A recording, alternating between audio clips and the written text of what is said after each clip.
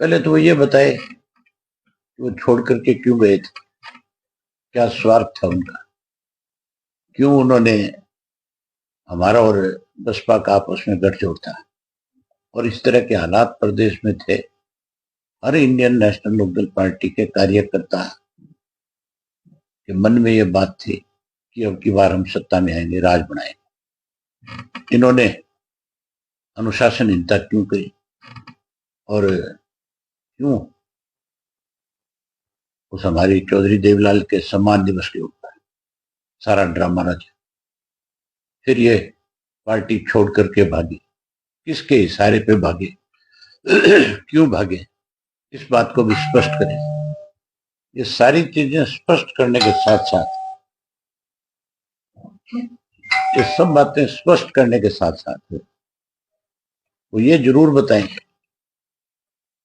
कि जब से तुम लोग छोड़ करके गए हो, तुमने कभी ये जाना कि चौटाला साहब बीमार रहे, हॉस्पिटल में रहे?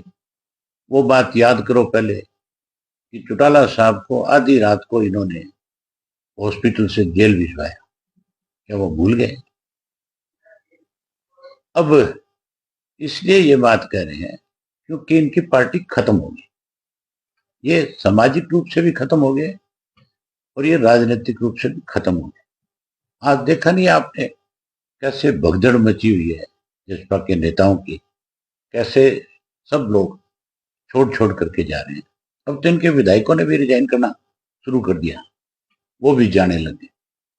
और चौटाला साहब ने बड़े साफ शब्दों में कई दफा ये बात कही कि हमारा इनसे कोई वास्ता नहीं, ये गद्दार है, इन्होंने हमारी पार्टी की पीठ में छुरा घोंपा है।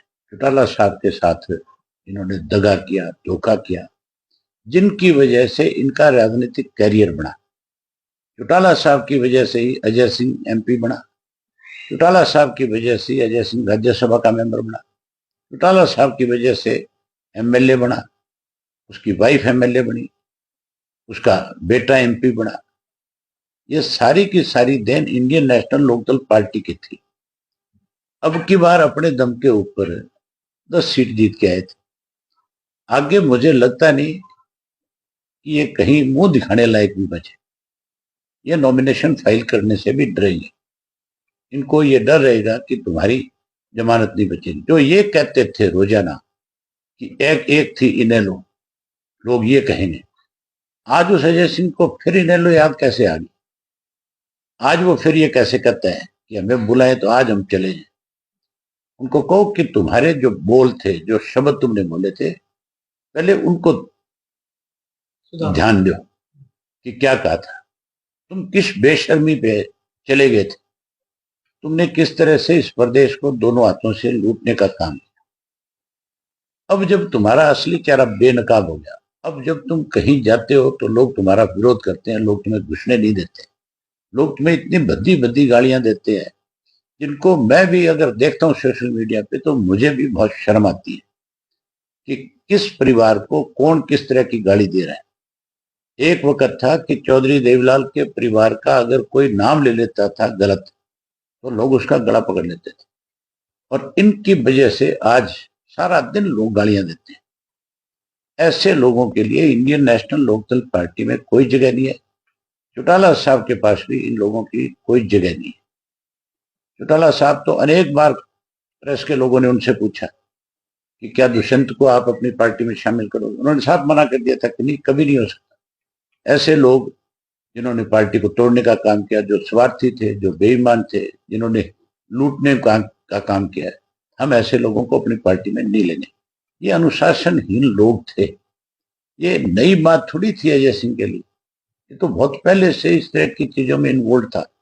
ये तो हम थे जो इसको चला रहे थे भी चलो किसी तरीके से पार्टी को चलाना है तो ऐसे लोगों को पड़े रहने दो। ये तो बहुत पहले पार्टी से बाहर निकालने वाले लोग थे, इन्होंने तो टिकटें बेची थी। आज इस तरह की बात कह करके अपनी भगदड़ को रोकना चाहता है। ये भगदड़ रुकने वाली नहीं है। अब कहीं जाएंगे लोगों के विरोध का सामना करना पड़ेगा। लोगों ने इनका सामाजिक बहिष्कार कर दिया, राजनीतिक तो हो ही गए खत्म, अब तो ये सामाजिक तौर पे भी खत्म है, कहीं जाकर के खड़े होने लायक नहीं। क्योंकि इन्होंने चौधरी देवीलाल को, जिस आदमी ने बहुत बड़ा नाम कमाया था, ये उस पर कलंक है, ये उसका फोटो लगाते हैं, इनको अधिकार नहीं है। अब इनको चौधरी देवीलाल का फोटो हटा देना चाहिए।